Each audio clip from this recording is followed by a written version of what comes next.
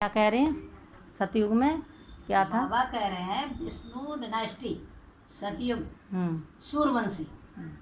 ठीक है, सूर्यवंशी में 8 गद्दियाँ होती हैं। 8 गद्दियों में जो जन्म लेते हैं वो गर्भ महल से जन्म लेते हैं।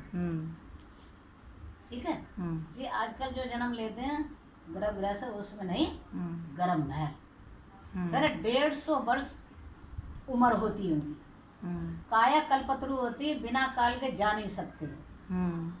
उनको पता होता है हमें कब जाके दूसरी जगह जन्म लेना है। वो सोते ही अपने आत्मा छोड़ देती है। कोई दुख नहीं होता, कोई रोता आत्मा क्या छोड़ देती है? शरीर, ये जो शरीर है ना, शरीर को आत्मा छोड़ जाती है, दूसरी जगह शरीर लेती है। ठीक है, वहाँ शरीर ले लिया, जहाँ से आत्मा खुशी खुशी चली गई, कोई रोता नहीं है। सतयुग में कोई रोता नहीं, कोई दुख नहीं। ठीक है, वहाँ जन्म ले लिया जाएगा, अपना बदल गया।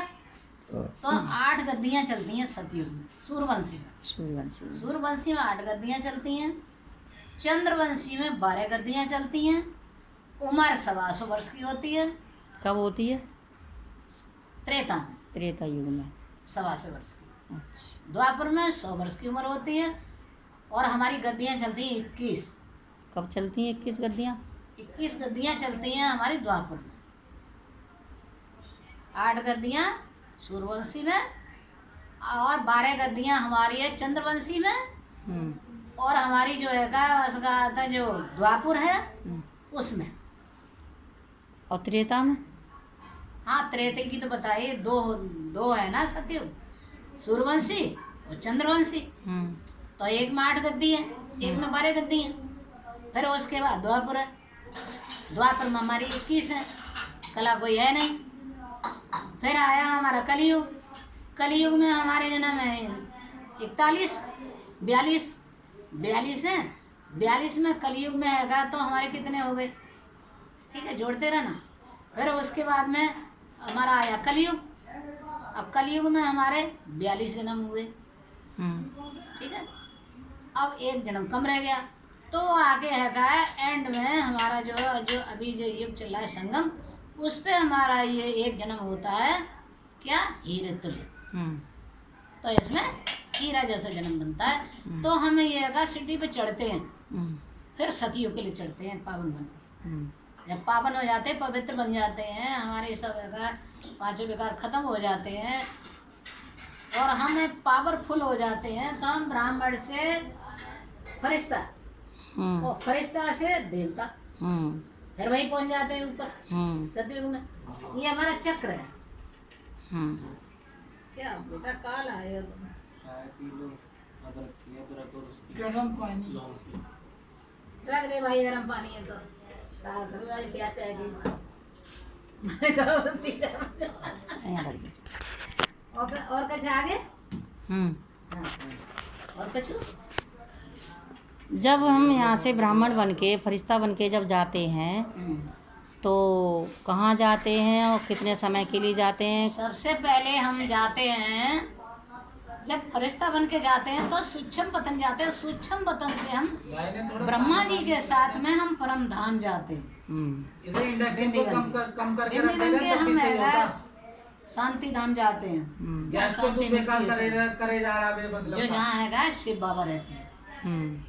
ठीक है, परम धाम। वहाँ से टच करके और सीधे हम सतयुग में आते हैं। सबसे पहले जन्म किसने लिया सतयुग में? सबसे पहला जन्म है श्री कृष्ण का। राधा कृष्ण का जन्म होता है।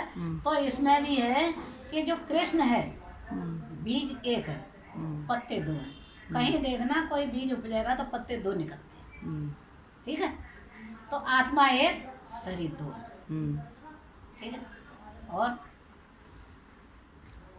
हाँ, ये तो इनका सही है। जब स्वयंवर हो जाता है ना, तब ये लक्ष्मी नारायण बन जाते हैं और इनकी फिर गद्दी चलती है। ये विष्णु डायनेस्टी की गद्दी। और विष्णु है सो ब्रह्मा, ब्रह्मा है सो विष्णु। और जब विष्णु कौन है? बाबा विष्णु। ये बाबा ही विष्णु बनते हैं, समझे? हाँ, ये 2 ही का पाठ चलता है। किस का? विष्णु बीज रूप है। विष्णु है कौन? विष्णु वही परमपिता परमात्मा शिव कल्याणकारी है, वो बीज है। और ये ब्रह्मा बाबा है, तो ये अपना ब्रह्मा और विष्णु, और ऐसे ही बाबा बीज रूप विष्णु, तो बाबा और ब्रह्मा दो ही का पाठ चलता है, तीसरे का नहीं चलता। और शंकर का तो कोई पार्ट ही ना है, शंकर तो हमें ही तुम्हें सब। जब हम बम चलाएंगे, हम किसी को मारेंगे, सफाई करेंगे, जब चटनी होगी तो जब भारत में ही तो सब करेंगे। है जो क्रिश्चियन है, क्रिश्चियन को छोड़ रखा है बाबा ने बम बनाने के लिए। उनको इतना दिमाग दिया है कि तुम कुछ मत पीछे देखो, बम बनाओ विनाश के लिए। एक मुरली में कहा था बाबा ने, आज की मुरली में भी यही था, एक मुरली में बाबा ने बताया था जो क्रिश्चियन है ना, चाहे तो ये सतयुग का राज ले सकते हैं। कैसे कि इनकी बुद्धि में वही भगवान ने भर दिया है ना बाबा ने, कि इसके अलावा कुछ करो मत, क्यों विनाश भी जरूरी है करवाना, तो कौन करेगा, तो वही करेगा।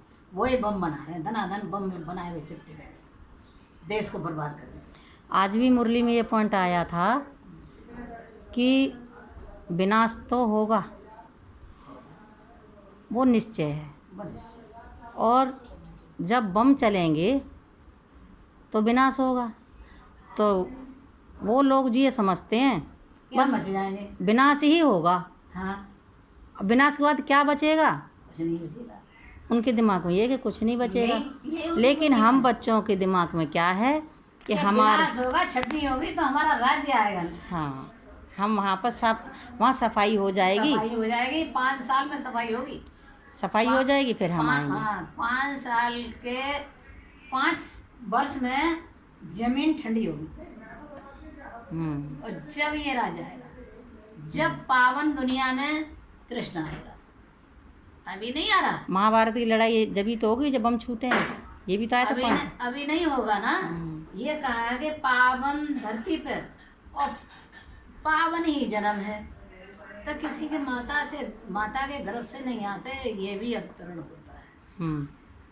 कृष्ण भी किसी विकार से पैदा नहीं। क्यों कि इनकी माँ बाप की तो गिनती को ना होत, कृष्ण जी क्यों होते आज तक पूज रहे हैं 5000 वर्ष से नहीं, आज तक उनकी बाल गोपाल के नाम से पूजा रही है, घर घर में रही है। तो फिर मुझे बताओ, है कि ना, पवित्र है, राधा कृष्ण पवित्र है। देखो वहाँ में दिखा रहे हैं, मोबाइल में दिखाते हैं, तो राधा कृष्ण जो है कहाँ है, इनको स्वयंवर न करो। कृष्ण के साथ में राधा का स्वयंवर नहीं हुआ। हाँ, नहीं हुआ, पवित्र ही रहे दोनों, वो सबसे श्रेष्ठ रहे। बाकी और रानियां आई, रुक्मिणी आई, सतभामा आई, ये राधा के साथ में शादी नहीं। लेकिन यह बाबा बताते हैं कि ये जब बड़े हो जाते हैं 18 वर्ष के, तब यही कृष्ण और यही राधा का सौंदर्य होता है। बाबा ये बताते हैं। तो सत्य तो यही है, लेकिन वो रहते हैं पवित्र। लेकिन दूसरी रानियां जो आती ना, उनसे उत्पन्न होता है, नाम चलता है, डिनास्टी उनसे चलती है। जैसे कि मान लो एक हुई थोड़ी ना, और परिवार में तो बहुत हैं। अब जी थोड़ी ना हमारे पिताजी को ही नाम चलते रहे हो। सही बात है, पिताजी को ही नाम ना चले वो सबको चले हो, और सब आएंगे और पिताजी को ही नाम चले वो किनकी औलाद उनकी, तो ऐसे ही चलेगा। मोटी बात है। अच्छा, अब क्या, ओम शांति।